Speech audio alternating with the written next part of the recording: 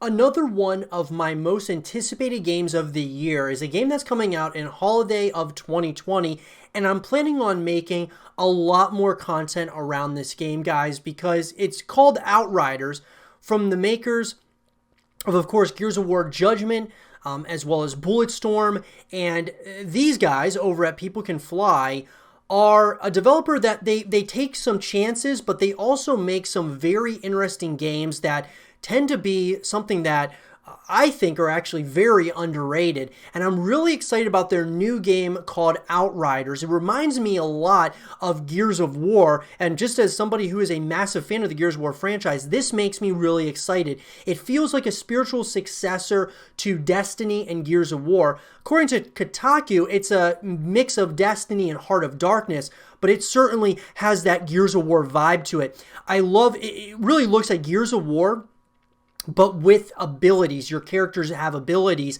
and that's what looks so intriguing to me. I really think that Outriders is going to be something really special. So let's talk about it. In an article written by Ethan Gack of Kotaku, he says that Outriders art makes it seem like a grittier ripoff of Destiny, but having played the game for a couple hours, it feels more like Gears of War mixed with Mass Effect. It occasionally reminded me of a James Cameron sizzle reel, the bucolic paradise of Avatar giving way to the bloody horror of Aliens, occasionally punctuated by the heroic carnage of Terminator. There's some truth in each of these comparisons, though none of them feels entirely fair. We made an effort to not look at and draw from specific sources. Outriders lead writer Joshua Rubin tells me when I ask him about the inspiration behind the latest game from People Can Fly, best known for Bulletstorm and Gears of War Judgment.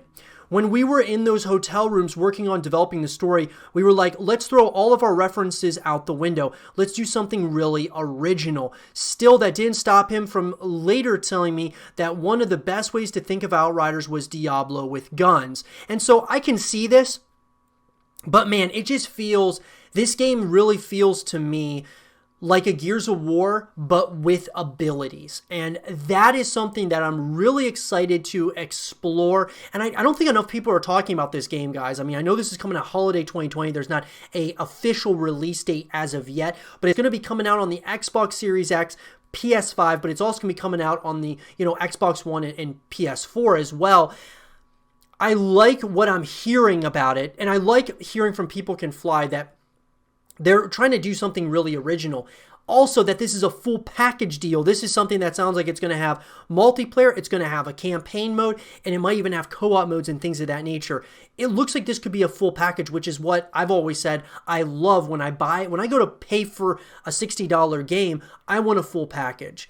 So, to the release this season on PC, PS4, Xbox One, and the next-gen systems, Outriders is a third-person post-apocalyptic sci-fi loot shooter that pitches itself as more of a traditional story-based role-playing game than a multiplayer-centric experience. There's three-person co-op, but the developers told me the game isn't about rerunning the same missions over and over again. I spent 2 hours playing Outriders at PAX East doing things I've done in plenty of other recent games. I gunned down legions of mostly faceless people who were inexplicably intent on killing me. Sometimes I blew them up with my strange glowy mutant powers. Often their lifeless corpses left behind a new assault rifle or helmet I could equip to boost my stats and make even more deadly for the next encounter.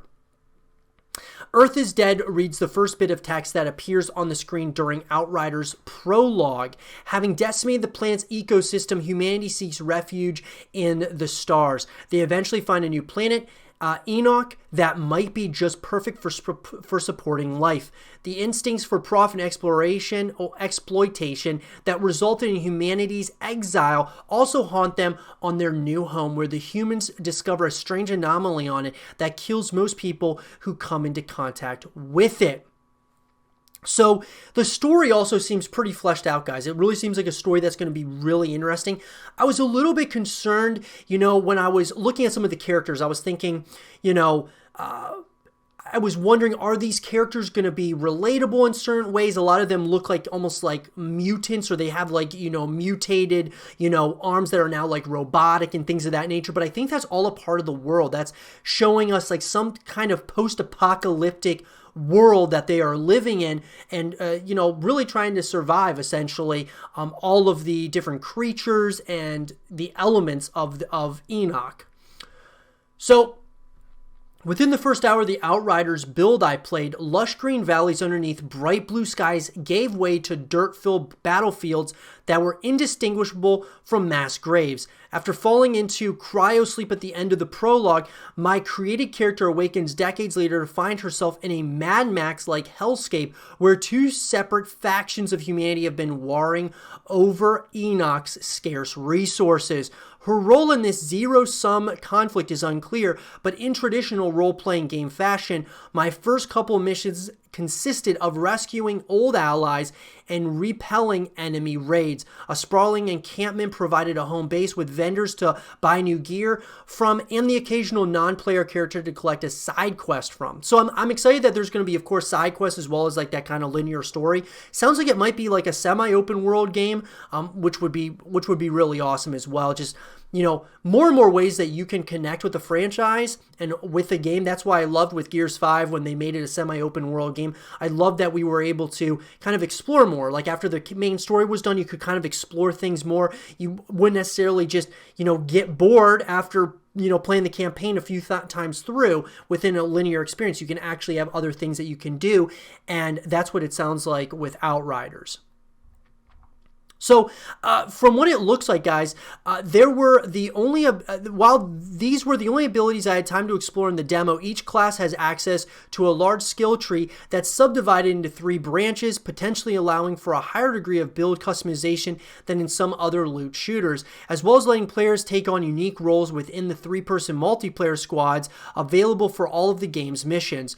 During the demo, though, I played alongside 2 other people, and we spent most of our time firing at will. The chaos was satisfying to be a part of, but also occasionally hard to follow. And because many of the enemies seemed to throw themselves at us head on, it felt at times more like working in a slaughterhouse than battling for our lives. So there were times where I was looking at this game, and I thought to myself that it looked a little chaotic at times, but at the same time, I felt like it looked pretty fleshed out. Like it wasn't like super close quarters. Now, obviously, some of the maps might be super close quarters, which would be very interesting. And it seems like with a lot of the abilities, it'll be interesting to see how those things go. But obviously, guys, when you talk about demos, the developers are giving the demos out to people to play, and then obviously getting feedback from these reviewers as well as people who are writing articles and things of that nature. So it's obviously still a long ways off. We're not going to get the game until a holiday of 2020. So I think there's still things that they're trying to flesh out. Now, Outriders does have 2 things that help set it apart from other loot shooters like Destiny 2 and Borderlands 3. The first is how health recovery works. Characters automatically heal a little bit when they successfully kill an enemy, rather than having health recharge slowly over time or from health packs dropped on the battlefield. This forces you to stick more closely to the game's Gears of War style cover system, sprinting between barricades or around the perimeter of a fight rather than diving and guns blazing and retrieving once you get hurt. The second is Outriders' difficulty system, which is called World Tier cards. By the way, that's such a sick name.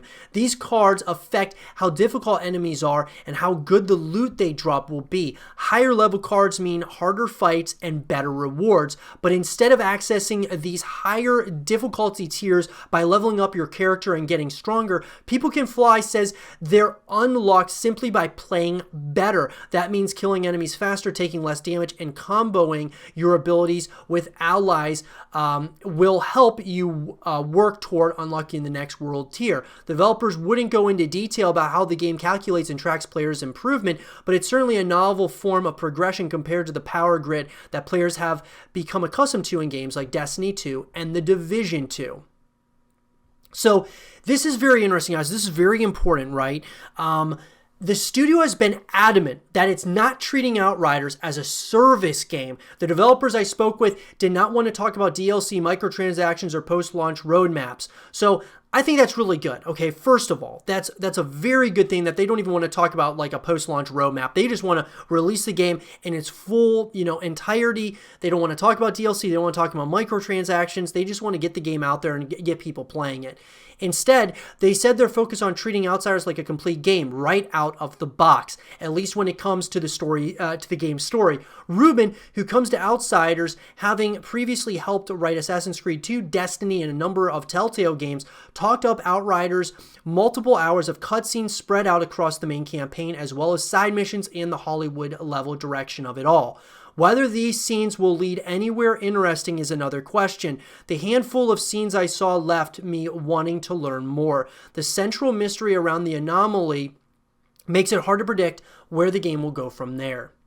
It's a very brutal World War I level trench warfare at the beginning, and then it goes on and becomes something totally fantastic and different and weird, said Ruben. If anything, we kind of looked at Heart of Darkness and the journey from the known into the unknown for guidance. Other shooters like Far Cry 3 and Spec Ops: The Line have also taken inspiration from Joseph Conrad's colonialist novel with varying degrees of success. It remains to be seen whether Outriders will be using that literary touchstone to effectively interrogate the human condition, or simply to try and give its hyperviolence a veneer of respectability. So, guys, I'm really excited about this. I'm really excited about this story, about everything that encompasses Outriders. I think this is going to be something special. It does look like Destiny a little bit. It does look like Gears of War a little bit. Heart of Darkness, the same thing. But I think that they're saying all the right things. And obviously, guys, we're going to have to wait as time gets closer, because maybe microtransactions will be something in the game that they just throw in there. But I think that People Can Fly are the types of developers that they like to have a very clear creative vision, and overall, it doesn't sound like they are very focused at all about that post-launch content, about those microtransactions, about DLC. They just want to bring the game out, and maybe we'll get free DLC. That would be something that would be absolutely amazing. But what do you guys think about Outriders? From what you've heard so far about this game, what are your guys' take on it? I would love to hear from all of you guys in the comment section below. And for more Outriders videos and content, stay here with Zero TV.